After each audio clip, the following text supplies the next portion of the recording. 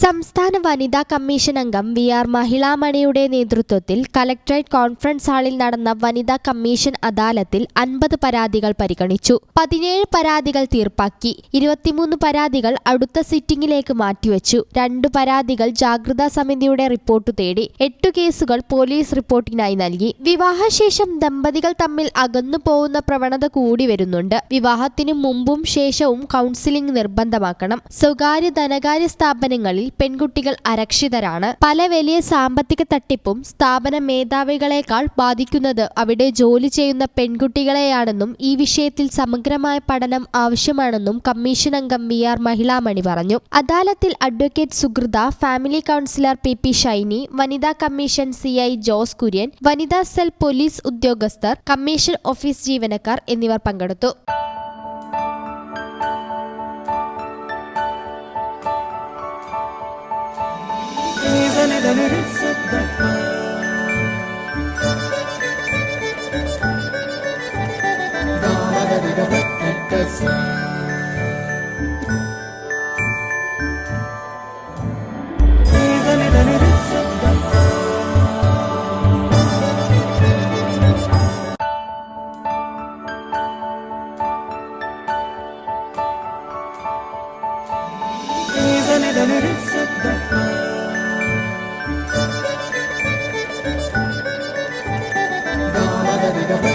Yes.